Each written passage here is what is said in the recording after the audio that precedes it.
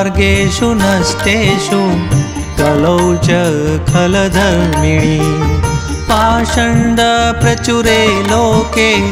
कृष्ण एव गतिर्मम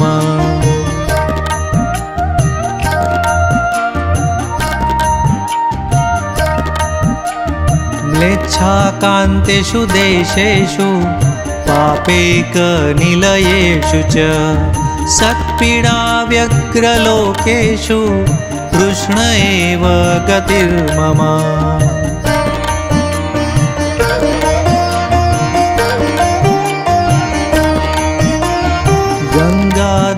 गङ्गादितीर्थवर्येषु दुष्टैरेवावृतेष्विह तिरोहितादिदेवेषु कृष्ण एव गतिर्मम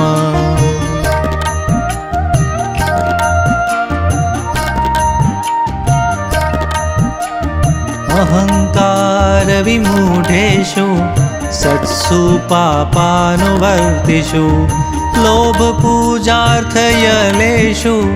कृष्ण एव गतिर्मम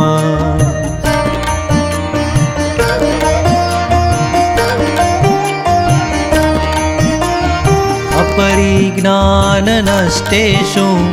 मन्त्रेष्वव्रतयोगिषु तिरोहितार्थदेवेषु कृष्ण एव गतिर्मम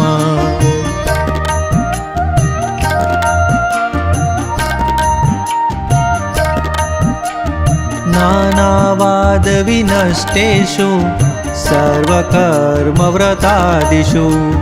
पाषण्डेकप्रयत्नेषु कृष्ण एव गतिर्मम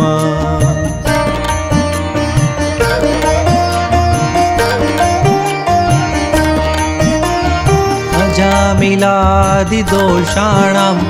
नाशकोऽनुभवे स्थितः नापिताखिलमाहात्म्यः कृष्ण एव गतिर्मम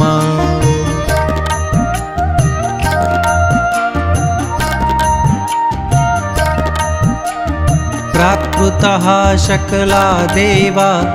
प्रणीतानन्दकं बृहत् पूर्णानन्दो हरिस्तस्मात् कृष्ण एव गतिर्मम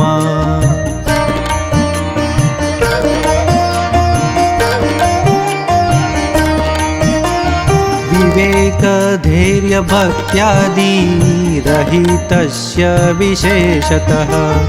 पापासक्तस्य दीनस्य कृष्ण एव गतिर्मम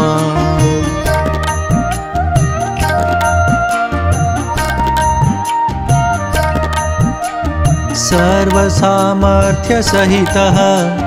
सर्वत्रैवाखिलार्थकृत् शरणस्थसमुद्वारं कृष्णं विज्ञापयाम्यहम्